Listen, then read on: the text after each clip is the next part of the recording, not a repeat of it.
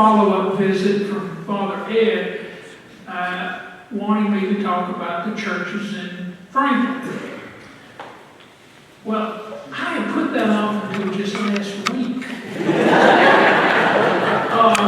And I try to do things very timely, but I know there's something I could not. So finally I said, I've got to do this because you all are expecting something great.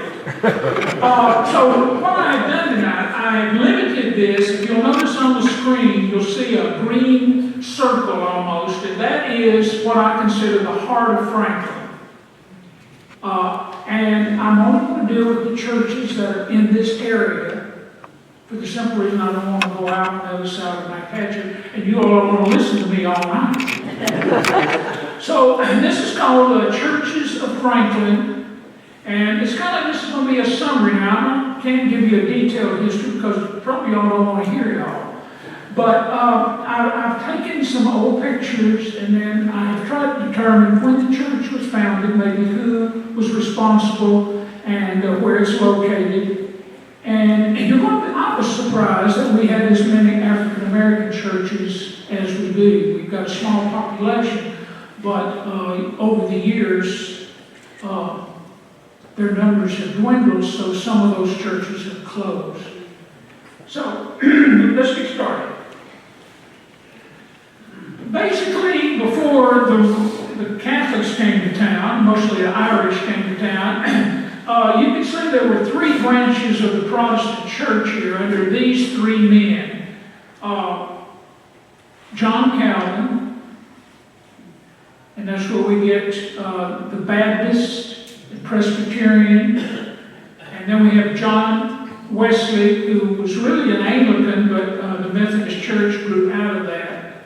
And then we have Alexander Campbell, who came here in 1830, and then he came back in 1851, and he must have been a powerful speaker because he actually took all the members of the Baptist Church except two, a man and his young daughter.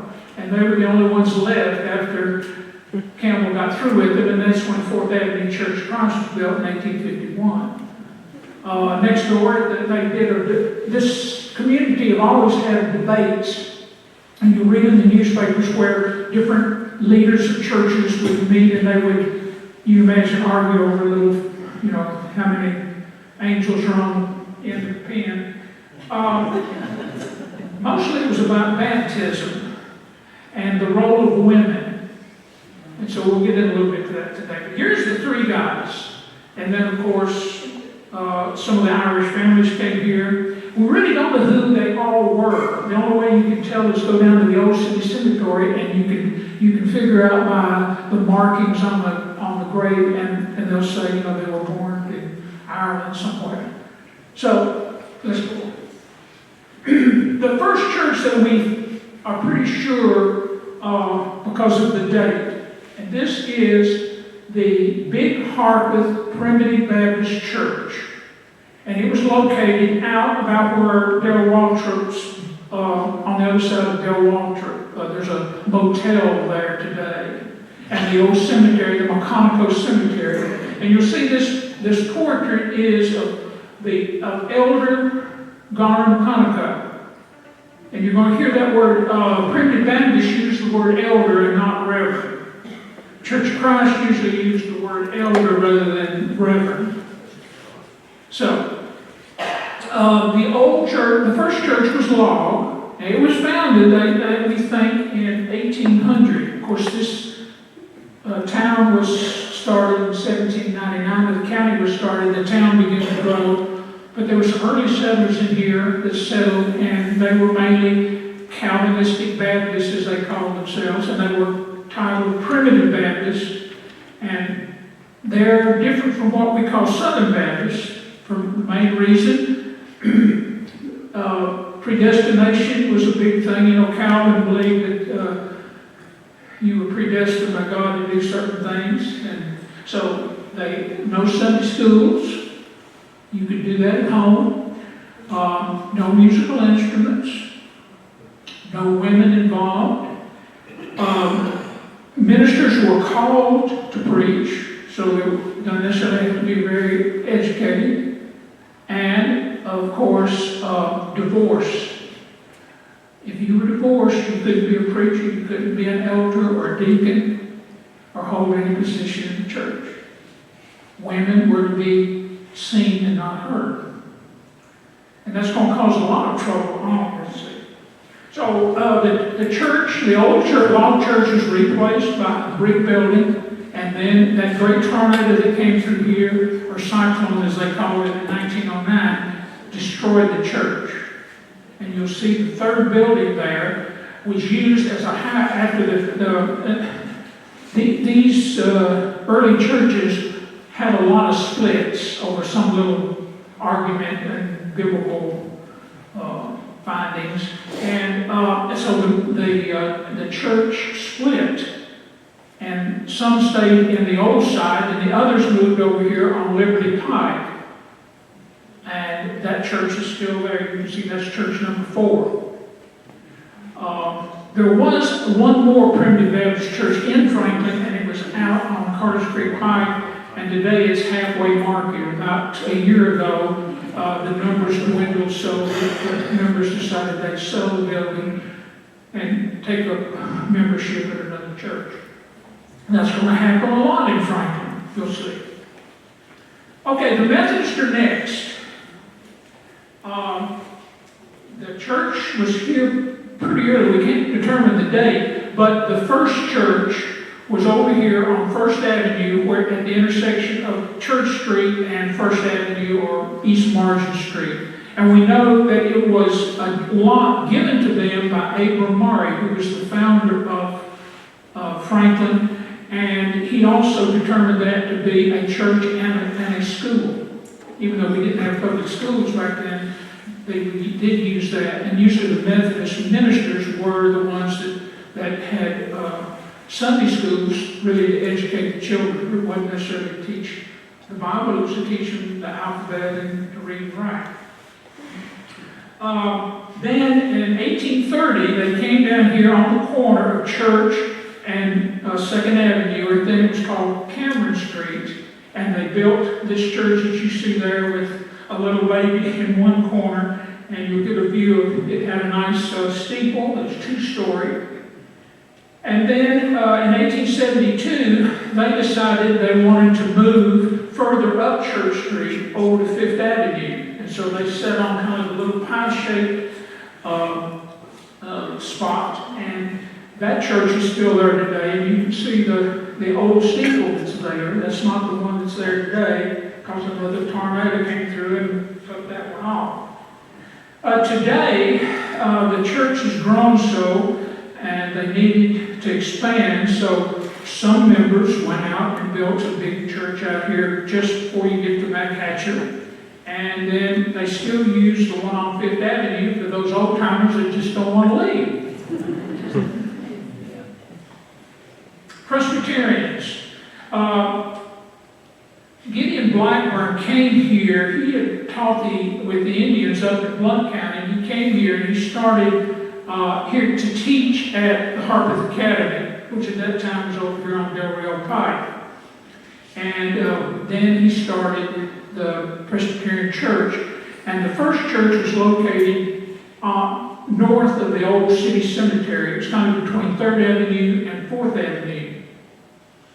And then in 1842, they decided they wanted to move uptown, and they moved at what we call 5 Points. So that church you see here, the old church, that was there during the Civil War. And we know through Fanny Courtney, who was here, and she and her mother were Unionists, as opposed to most of the town were Confederate sympathizers. But she and her mother took care of over 200 Union soldiers for about 2 weeks, and they were in terrible shape. So that building is no longer there, of course, because they built a new building, the one you see there with the cow in the intersection. Can you imagine the cow in the intersection at 5th Avenue? I mean, 5 Points today? Don't think so. Well, that church burned, and then they rebuilt another church, and it burned. And so today you'll see there the church that is there. The church had a split. There was the people that wanted the church to grow, said we can't expand here anymore, so they had a vote, and it was a very slim vote, but they won, and they went out and bought property right at Franklin Road in Manhattan, and the First Presbyterian Church moved there. The minority stayed, and they own the present building, and they're called Historic Presbyterian.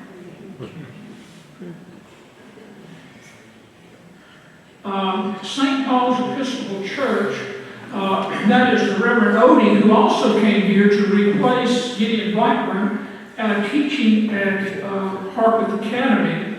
And while here, he got interested in the Episcopal Church, and so he went back to North Carolina and studied under the bishop there. And then the next thing you know, he comes back and he starts an Episcopal church in the Masonic Hall here next door. Of course, it's a very small congregation. And then in 1831, he builds the church. It is considered the mother church of the Diocese of Tennessee, and is the oldest church, Episcopal church, in continuous use west of the Appalachian Mountains. And it is the only antebellum church in Franklin. When it was originally built, it was two-story.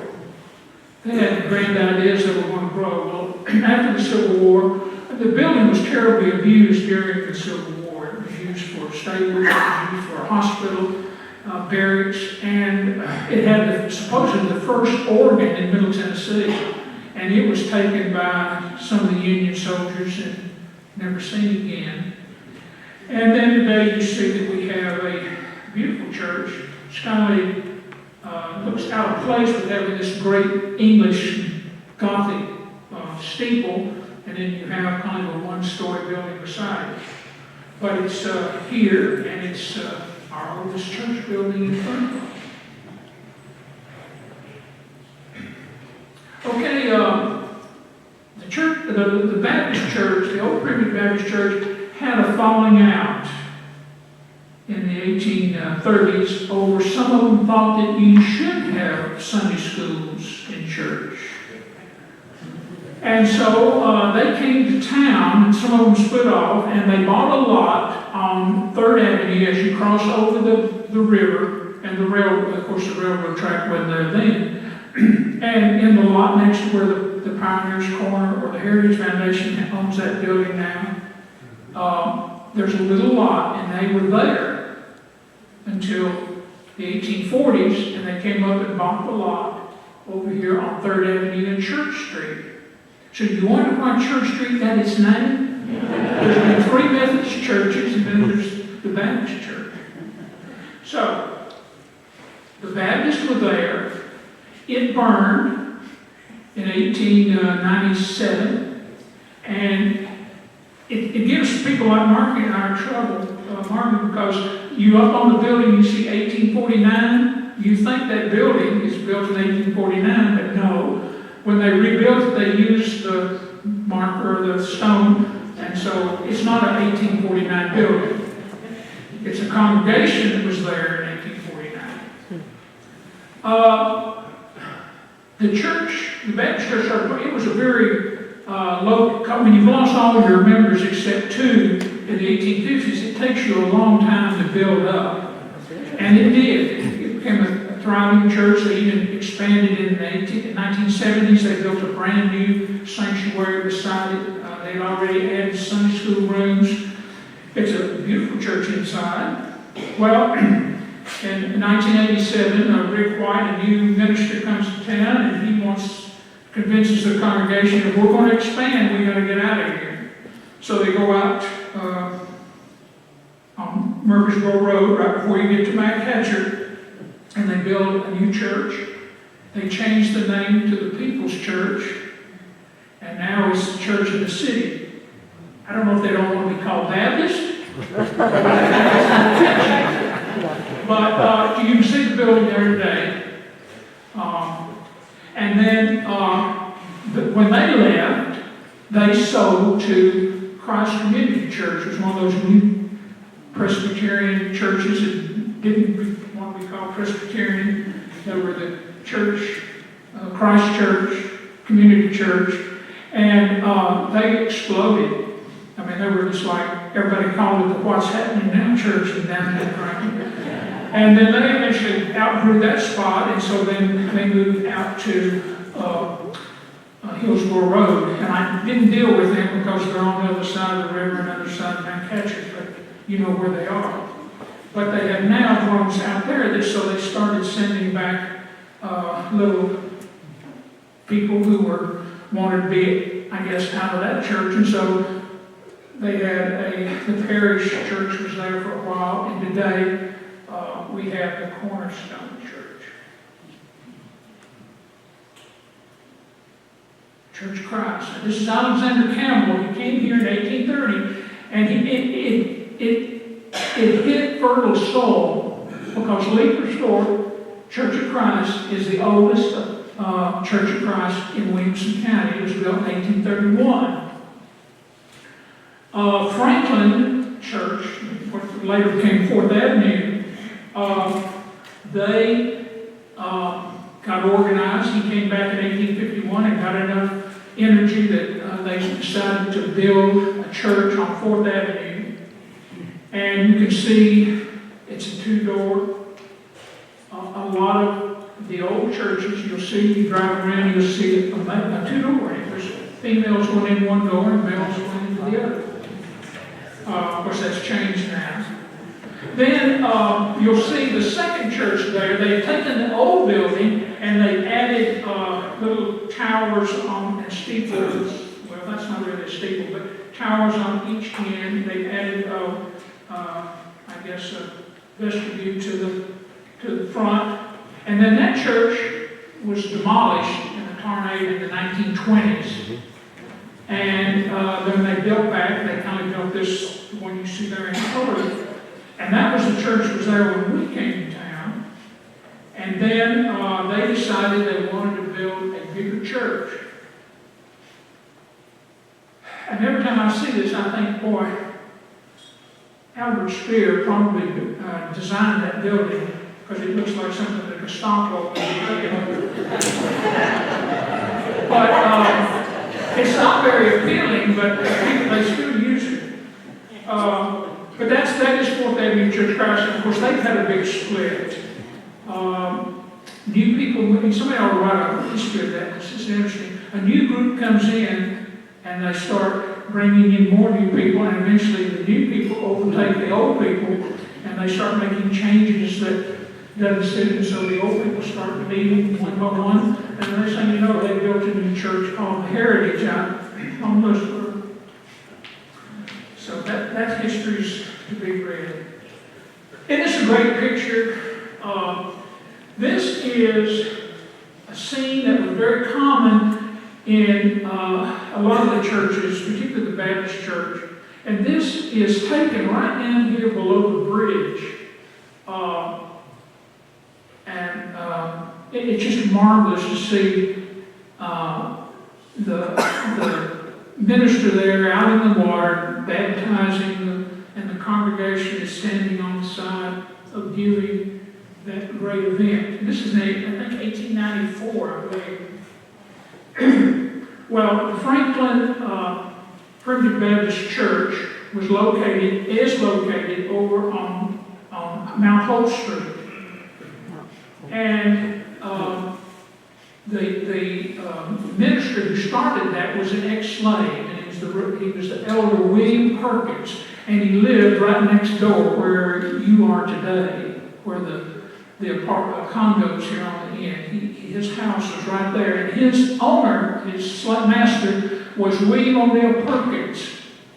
And he was destitute for money, but he thought enough of this guy who had taken care of him. He bought him a lot and built him a house. And so he went over and started the oldest African-American church in Franklin, 1866. And sadly, it was the largest, oldest black congregation in Williamson County.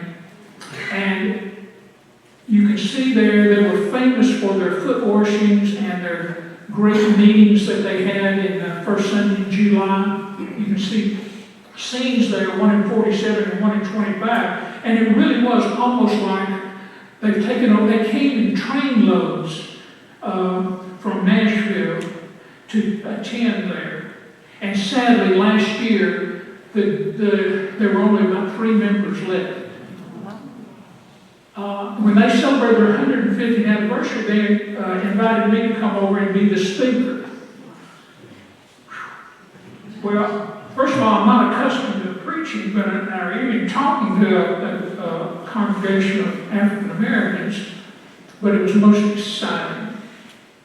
I grew up in the Baptist church, and I didn't realize that primitive Baptists did things much differently.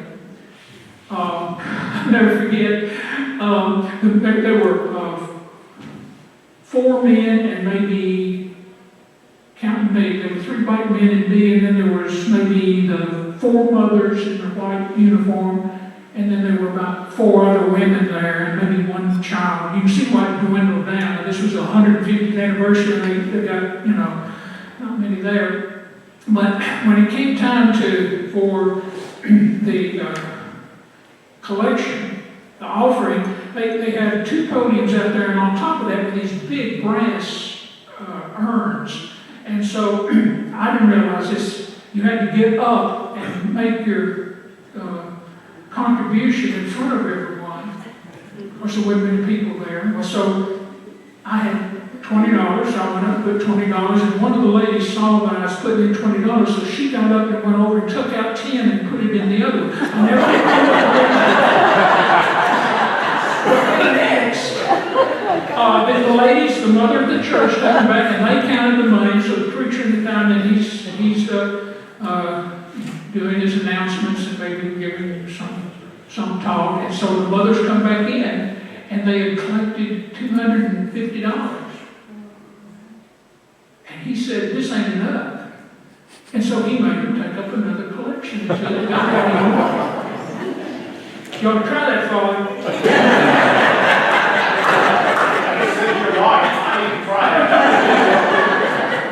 Well, this is memorable to me because then he did his little sermon. Well, the little sermon was an hour long. And then he opened up the church, which meant that if anyone in the congregation wanted to come and join the church, they would want to receive it. Well, apparently there must have been something ahead of time because there was one girl there, who apparently she had been a member before and she had fallen out of favor, and I don't know if they kicked her out or she withdrew herself. But anyway, so it came time for a fellowship. So everyone comes up and they shake hands. And this lady comes up, and about that time she's received, then she gets happy. And so just goes into hysterics. And so there's an aisle, I'm sitting on the end of the aisle, and she starts going, and she's doing flips over and over. Well, she gets right in front of me, and her dress comes way further than it should. But I could see on her legs she had needle tracks all down her leg. It's so sad. And the mother's got her right there in the back on the sofa and got her calm down. And I saw the 2 ministers up there, and I don't read lips, but I could tell what he was saying. He says, "Oh, she does that." So that church is sadly gone. But you see there is a new church that's taken its place, and they've done such a beautiful job of refreshing it, of painting it, putting a new roof on, putting a steeple on. That's the newest church in town. It just started last year. Okay, let's go on down to another African American church, and this is right down the street. You know it as the Pool Type Players.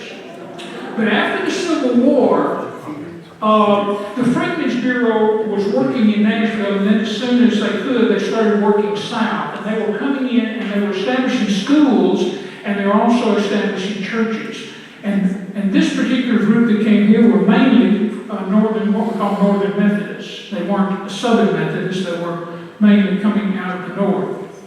And so they got a little group going, and and they got some money, and they bought the lot down here on 2nd Avenue, and with money from the north, they built this church that you see with the congregation out front.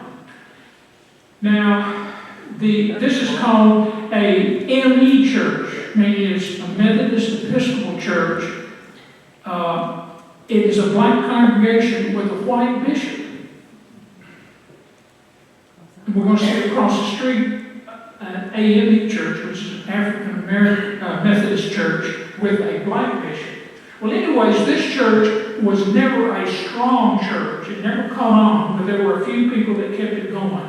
Then that great tornado that came through in 1925 took the roof off the building.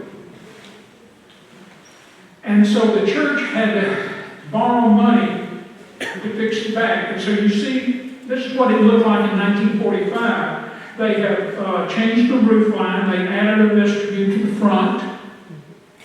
And the trouble was they could not afford to pay the interest that it cost to fix the church.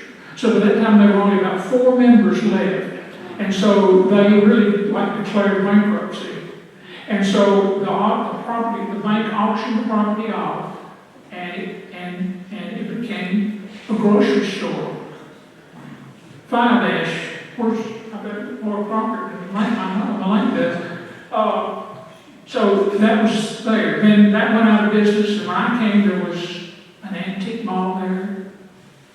Joel then had a Maple restaurant, and then the city bought it, and they rented to full-time players, and so it's like a playhouse. So it's come to a long ways from Civil War days to present day.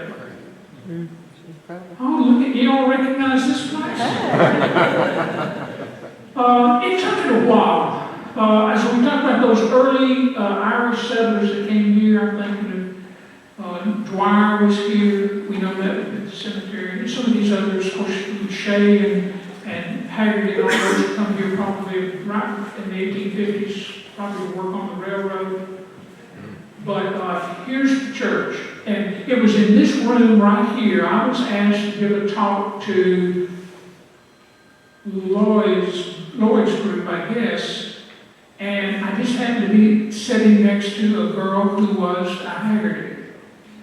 And I said, by any chance do you have any photographs? And she says, I don't, but my aunt does. And so she went to Nashville and came back with some wonderful photographs. And one of them is the church there we see with the pilasters that are, the corners are colored, church is painted, or probably, I think it's stucco at one time. Isn't that great? Yeah. Built 1862 and then consecrated or dedicated in 1871. And then you see the rectory that is behind. And then, of course, today, Father Arnold had visions to know if we're going to grow, we've got to have a better place. And so the bank that was next door, it's time for them to go somewhere. They merged with another bank. And so today you have a downtown church that can accommodate a lot of people. So it's growth. And you see, we've already seen visions. There are visionaries that want to see churches grow. And then there's conservatives who wanted to stay the way it was when they were little. And that's troubled churches are having everywhere. All right. Now, this is another African American church. This is down at the Baptist Neck or Natchez Street. And this again is right after the Civil War, 1870. A group of men get together and they were able to buy the lot. And this is, you'll see the lot, they don't use it much anymore because most of the people that did use it are no longer living. But Baptist Neck was a community. And it got its name because 9th Avenue didn't go all the way through from Columbia Pike to West Main Street. It stopped. The old Natchez Trace, which dissected 5 points, West Main wasn't built till 1819. So that street was kind of closed. And after the Civil War, African Americans needed a place to live. So you'll notice you've got the big house facing West Main, and on the back side is usually where their cooks or house servants lived. Well, this group were able to buy that corner and build the church. And at one time, it probably was the strongest African American church. It's a missionary Baptist. And you'll see in these churches, you're going to see there's going to be Primitive Baptists, there's going to be United Primitive Baptists, and there's going to be Missionary Baptists. And they all differ a little bit. And then you'll see here's a group that's called the Mothers of the Church. Many times now they've taken on the ushers. Black women have really been the backbone of these churches. Even though there were male ministers and deacons, it was the women that kept things going and kept them going. And you see here they wear the white, and they are the nurture the church. And in some cases it saves communities. Particularly young kids get in trouble when mothers go and try to straighten them out, even though they may not be their mother. So that church is pretty strong today. I've spoken there several times, and it's a growing church. Now we have Cumberland Presbyterian. At one time, Cumberland Presbyterian were probably the second largest, had the second largest number of churches besides the Methodists. When we talk about them in the county, they were the most, have always been the most numerous. But they finally decided that there was a church right out here called McKay's Chapel, which is just right past where Jackson Lake is on the other side of the street, but it was right there. Matter of fact, there's another church on that site today.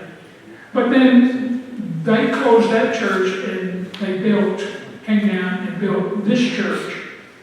And it was built and designed by H.C. Thompson, who was the designer of Ryman Tabernacle Auditorium today down at Broad Street.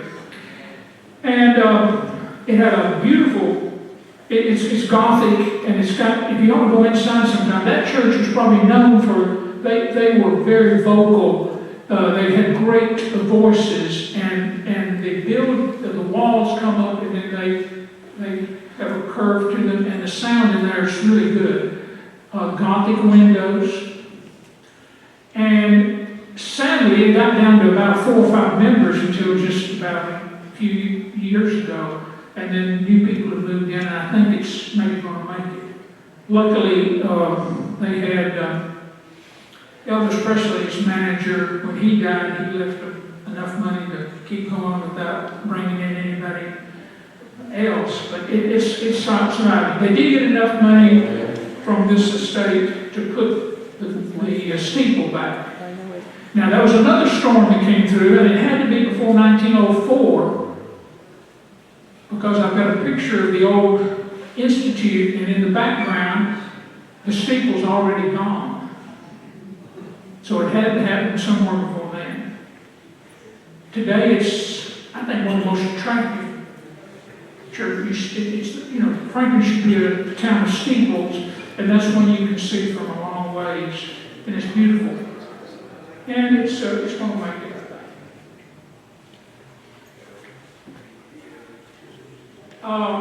Now, the shorter chapel, AME, which is African American Episcopal Church, that church started up in Philadelphia, and it's filtered its way down here. And they were able to get together in 1872 and then buy the church from the Methodists who wanted to move down to Fifth Avenue. They keep moving up the street. And so they stayed there. I think one of the first schools, African American schools, was in this, because I got a picture where a whole class is out front. And Miss Johnny Winstead, who was 105 when she died, and she said her mother went to school there. And today, Shorter Chapel, what happened in 1925, most of the congregation lived on Natchez Street. And so they decided we better move where the people are. And so they sold the lot. They physically tore the church down brick by brick, and they hauled it up the street in wheelbarrows. And built the church that you see there today. Sadly, that church is teetering on not having enough. I mean, I've been there for funerals and for meetings, and they've got 10 or 12, 20 maybe at the most, and it's hard to keep the church open to pay the bills to keep it going. It's got a structural problem, I think, with the steeple, and they're trying to raise money for that. But there's some fine people that go to church there. This is another. This is Cumming Street Church of Christ. And for many years you see in the paper somebody was going to be, their funeral was going to be at the Second Church of Christ. And I finally figured out what they were talking about. This was the Second Church of Christ in Franklin, and it was predominantly African American. And it was all due to this man right here, A.N.C. Williams. He had been a slave, and he got this church going. First it started out, the church was used by, it was a two-story building, probably not very big, the colored masons. There was a lodge here of them, and they partnered with the Church of Christ to build that church. And today that has a pretty strong congregation. Again, they had a split back in the 60s, and there's another Church of Christ down on Oak Street. We'll talk about that. This is a United Primitive Baptist Church. It's called Providence. And I'm working right now with them. Our goal is, as Williamson County Historian said, we're trying to make sure that these African American churches have a historical marker, similar to the one we have out here in front of St. Philip's, because I want them to appreciate their history, and we've had good luck. I think we put up 7. I mean, this will make the 7th church, and it's been ordered for months now because the company that makes the markers, and they've had COVID and they've had labor problems. And the guy called me and said, well, we're working as fast as we can.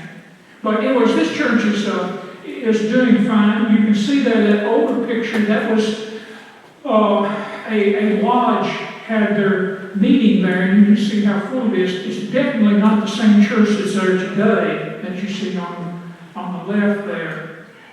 It had a pyramid roof.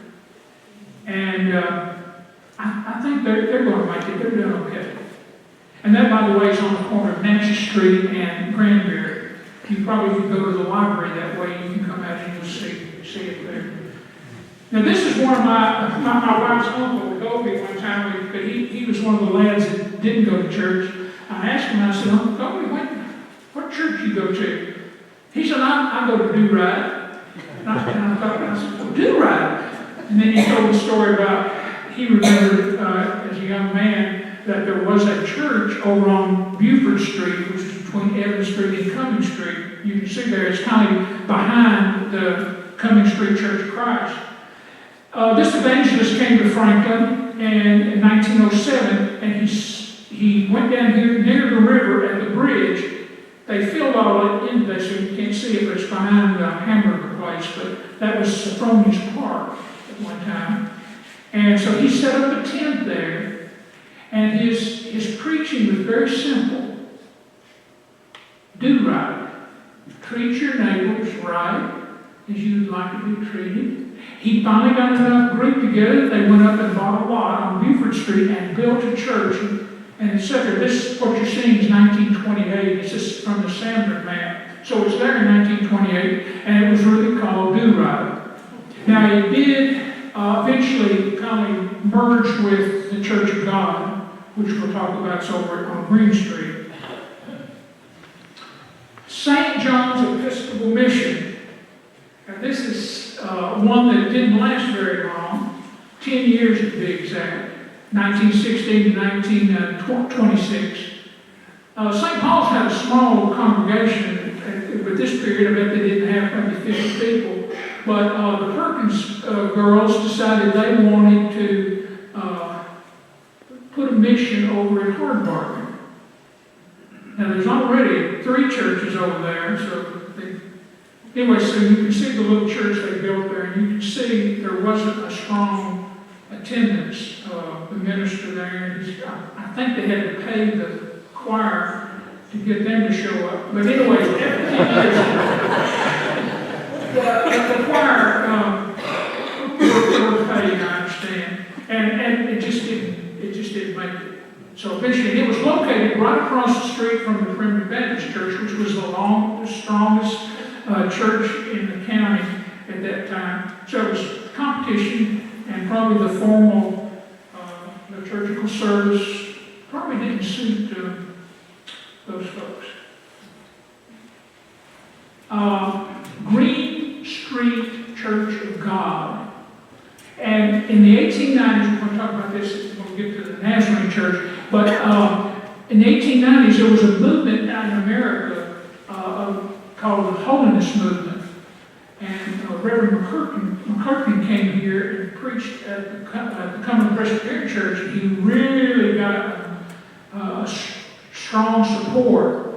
And the whole idea of holiness, sanctification, I hardly explain how that is, but they talked about the second blessing. It was working towards perfection. It's kind of like I think Wesley was talking about. And it caught on, frankly, and so church members from the Methodist Church, members from the Presbyterian Church, the Cumberland Presbyterian Church, they built a tabernacle down on the corner of South Margin and 4th Avenue. It was a big church, and it was probably the largest church building. And do you know? And they tore it. It was taken down. Oddly enough, it was taken down in 1928. The material went out here on the National Pike and Moore's Lane, and they built a honky-tonk.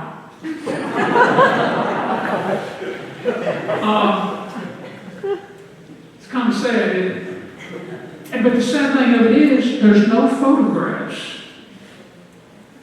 No, you'd think there'd be a postcard. We got an aerial photograph, and you can see it was a big building, and it filled up that whole lot.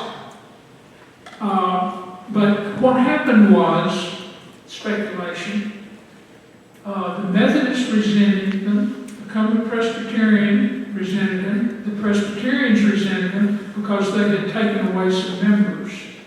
The city started putting up sidewalks. This is in the 20s. And they assessed the property owners for every foot. You had to pay so much to get the pavement in your front yard and in front of your house.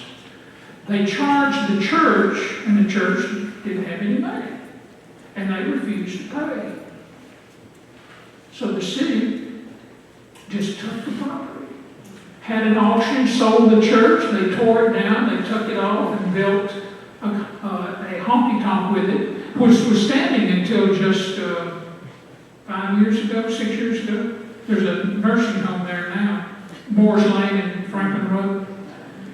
So it's kind of sad. But anyways, out of that, the Nazarene Church grew. We'll get to that in just a minute. We're through with this Green Street Church of God. Started out as the Holiness Church, and they changed their name, I think, in 1954. But it is sitting over there on 9th Avenue and Green Street.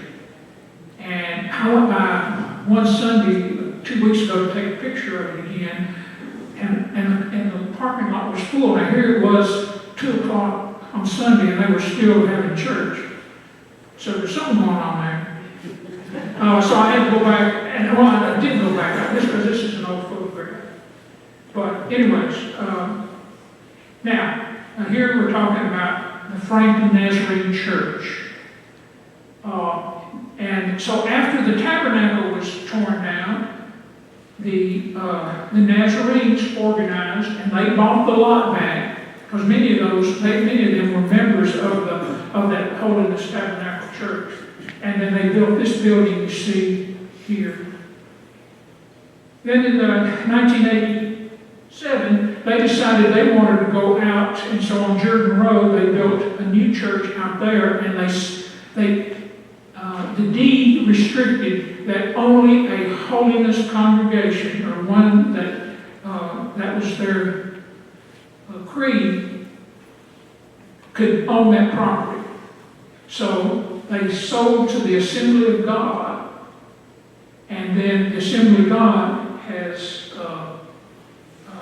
has a congregation of Hispanic. It's the house of our father, or my father's house.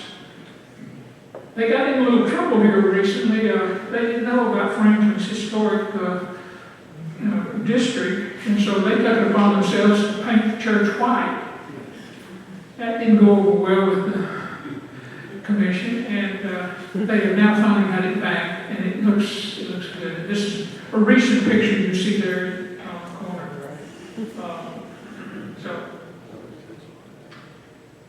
Limestone Missionary, and here we got another. This is another kind of Baptist missionary church, and they are out on West End and Downs Boulevard, and they were right next to the quarry before Downs Boulevard was built, which has been 20 years ago now maybe.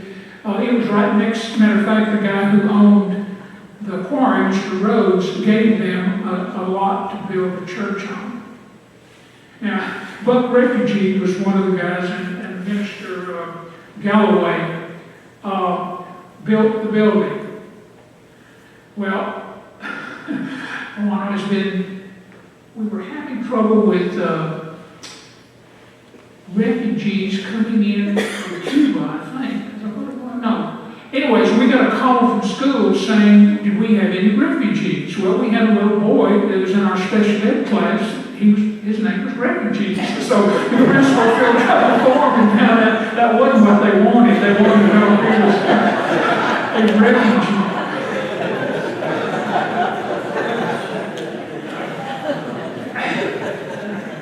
Lynn Creek Primitive Baptist Church is up on the fairgrounds. And this is another story in itself. The fairgrounds, it runs into Columbia Pike right before you get to Downs Boulevard. If you've never been up that street, it's interesting because that was part of the Bostic Everbright plantation. And of course, after the Civil War, the Bostics were destitute. They had a lot of land and they didn't have any money, so they started selling off parts of their farm. And the Williamson County Agricultural Mechanical Society bought a strip of land in there, and they divided up into lots, 5-acre lots, and prominent men in town bought them so that we could have a fair. So that's how you use the term fairgrounds. Now this would have been in the 1860s. In the 1860s. Well, in time, one of those lots was owned by a couple of black women, and they wanted a church there. So in 1935, a guy bought the lot and built this building for the 12 Knights and the Daughters of Labor. And these were fraternal organizations of the blacks. Almost every community had one of these organizations. And it really was a burial insurance fraternity. You joined that and you paid your nickel or dime a week, and then whenever you died, the fraternity would guarantee you that you would be buried properly. Well, then it ended up let's get this right. The regular primitive Baptist churches bought it. And I don't know if they have regular meetings. I've been to 2 funerals. 2 of my old students died, and I went to their funeral there. It's inside, looks like a church, but I don't think they meet there every Sunday. I think it's like that that Lynn Creek Association owns the building, and the community uses it. I know they have fish fries and that kind of stuff.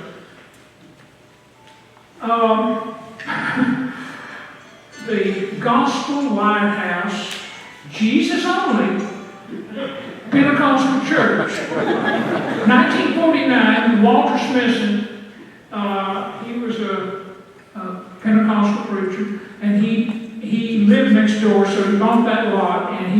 this church. And it's really mainly a family church. Not many outsiders go there to the I picked up Mr. when I was coming from Hillsborough, coming into town, and there was a car stranded right there around where Downs Boulevard is today, on 96. So I pulled over and asked if I could help. And Mr. Smithson was crippled. And he said, oh yeah, he said, my car's damaged. He said, if you could get me home, I'd appreciate it. So I got him out, helped him get out of the car, got him to my car and took him home, and he was very grateful. But he used to preach on the radio, didn't he? Didn't he preach on Saturdays or Sundays? Pretty violent kind of, he was emotional kind of guy. Not many people, I don't think, go there today. Winstead Chapel, Primitive Baptist Church, this is another one. Alan Winstead was probably one of the important Baptist preachers in town, and he also started this church. He built this church in 1950. He died, and then Reverend Elder Witherspoon from Columbia came up and had services there, and he was driving up here when he was 100 years old and preaching, but he would get here and there'd be nobody there.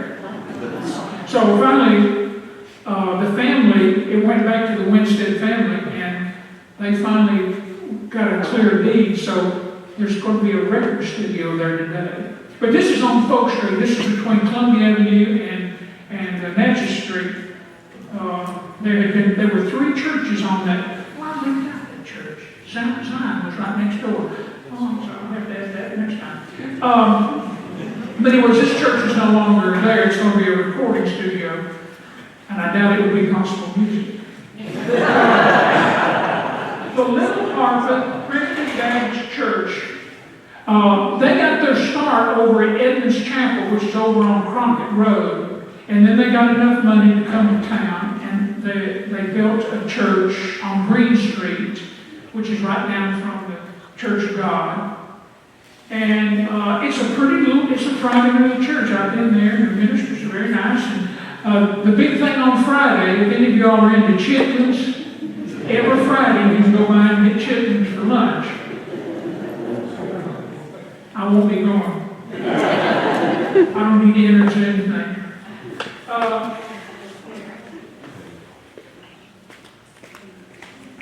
If you all go to the library, you see this church all the time. It's in the back. This is Macedonia, another Missionary Baptist church.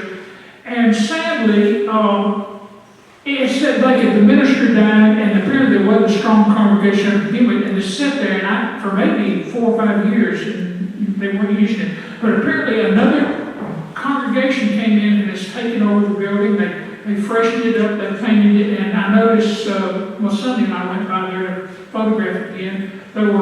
This was at 2:30 or something, and there were still cars parked there. So it's at least active again. Okay, Folk Street Church of Christ. There are 2 African-American Church of Christ in Franklin. There's only been 3 in the whole county. There was one at Hillsborough, and when that church died out, some of those families came to Franklin and went to Cumming Street. And I never have gotten the really gist of it, but there was apparently a conflict. And so a group of them broke away and built a church on Folk Street. Now, on Sundays, this parking lot is full. So they're doing something there right.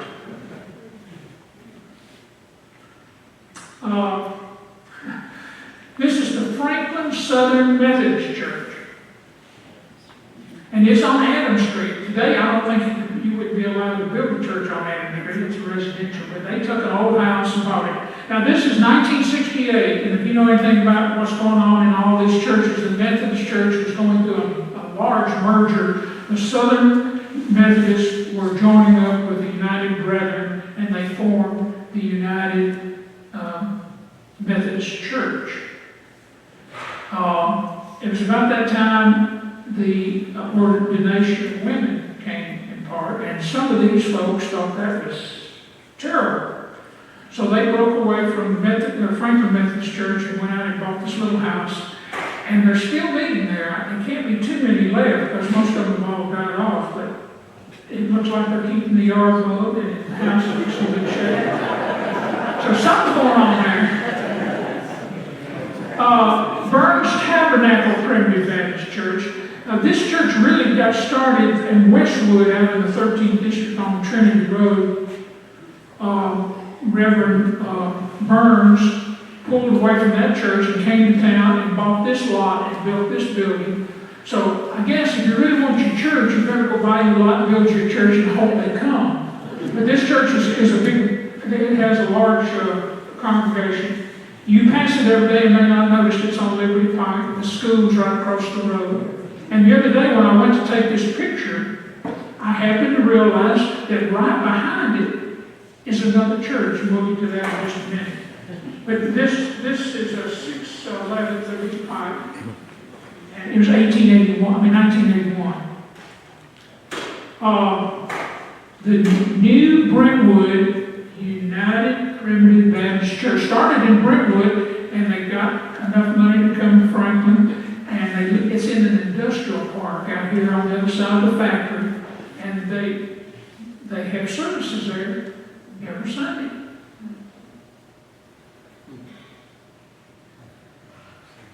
Kingdom Hall. You all may pass this out, 96 West, and I remember this after I started digging. This church was built in 2 days, $67,900. And what the Jehovah's Witnesses do, members from all over the state come, and they get everything. I'm sure they had the concrete poured, and then the day they start building, they finish the church in 2 days. And this was in 1986.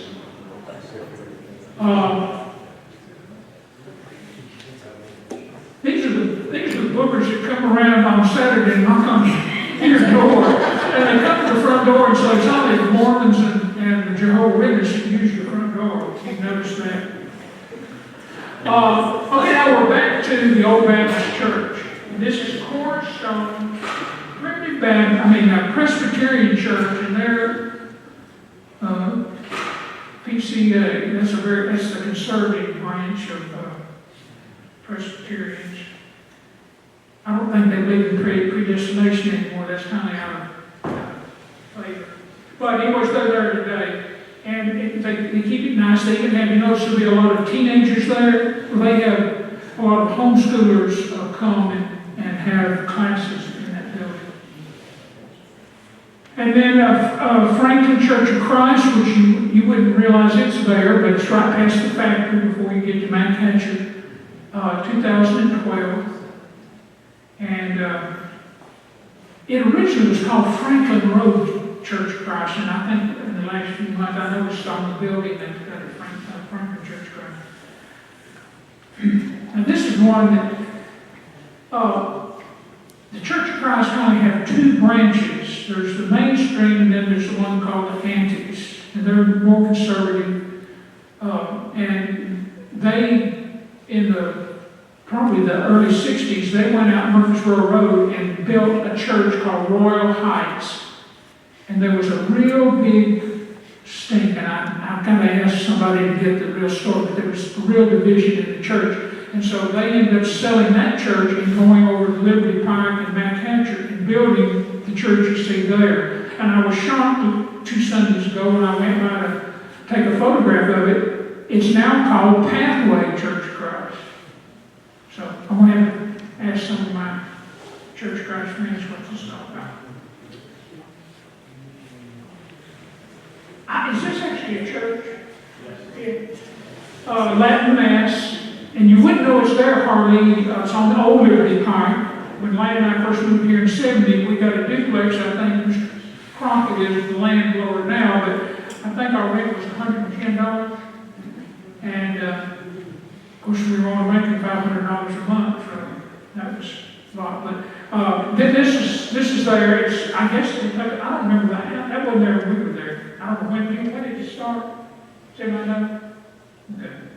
Anyways, it's a church thing. And then this is even an interesting, behind that Burns Tabernacle on Chestnut Street, we have this church, and it's called Church Fellowship.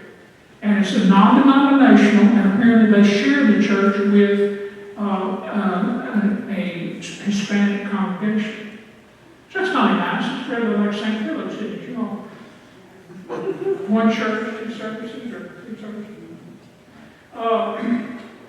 The Franklin, West Franklin Baptist Church is a Southern Baptist church, and as opposed to a Missionary Baptist church or Primitive Baptist.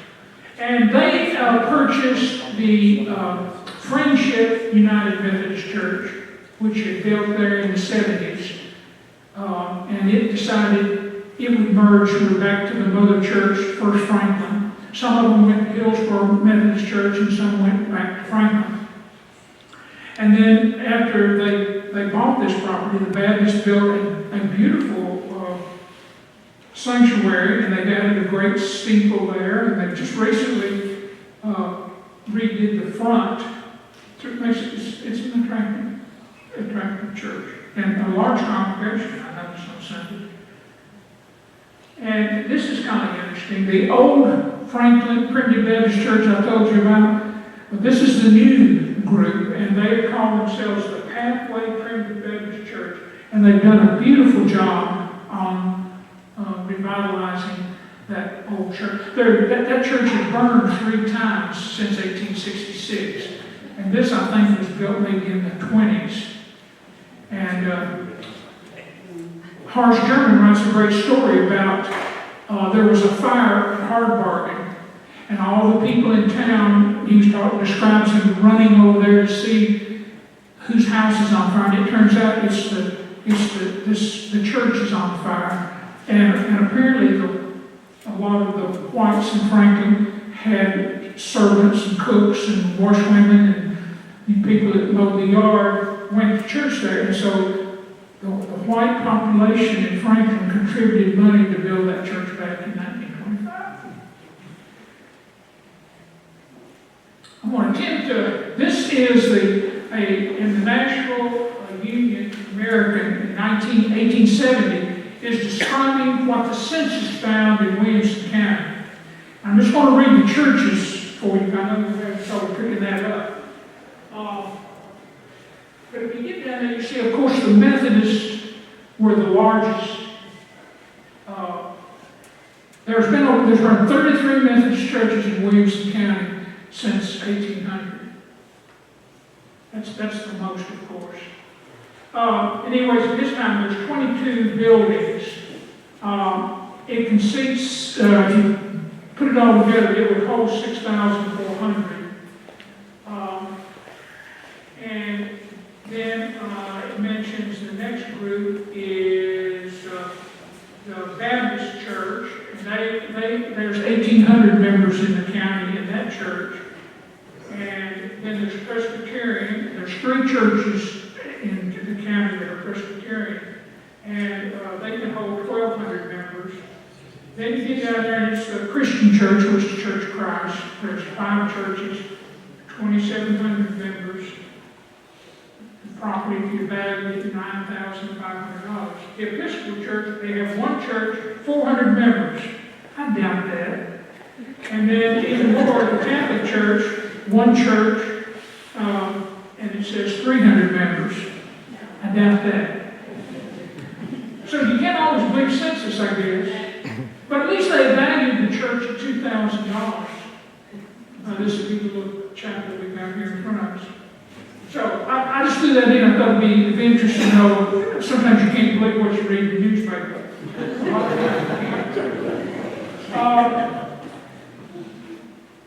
At this point, I want to tell you that we can thank Margie Thesson. She is working on a complete history of this church. But she was, Brian Lester back here in the back is our editor of the Historical Society Journal. And he kind of asked Margie, would she write something for the art for this edition. This is volume 53, and I have given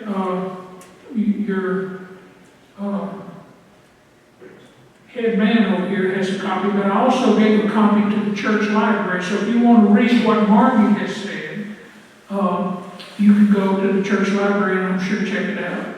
But you did a good job, Margie. Thank you for clearing up. So many times church histories get a little, depend on who's doing the writing. You can depend on Margie. I will testify to that.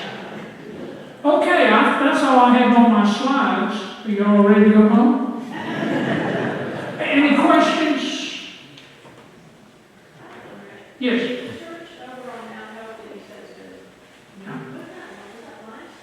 No, Limestone's out on that. That was the Franklin Primitive Baptist Church. Limestone is out on Mac Hatcher and Downsville. I mean, on West Main and Downsville. Yeah. Well, you all have been very attentive. Yes, sir. So maybe I missed it. Did you talk about a Lutheran church? Yeah, I did because the Lutheran church is right on the other side. The Lutherans are kind of late coming to Franklin. We didn't get many German immigrants or Norwegians, Swedes. So they were kind of late coming here. They didn't really go to church until maybe the 70s. And so St. Andrews is just on the other side. And I literally made a circle. I didn't do the Mormons they're on my catch, and I didn't do First Presbyterian. Because then you got all these other little churches going, how when would I stop? Or going south, I ended up in Columbia before you know it. So I did it deliberately. I just didn't want to. I know y'all want to go home. You don't want to stay anymore. Okay. Anything else? I love you all that you come out tonight, and I thank you for coming because I'm glad to know you're interested in your history. Because, we are losing it very fast in Williamson County. Things that you thought would be there forever, ain't necessarily so. Farmland that you've enjoyed, the next thing you go by there, there's a subdivision there. Buildings that you loved are no longer there. So, it's a iffy, or we're become too popular.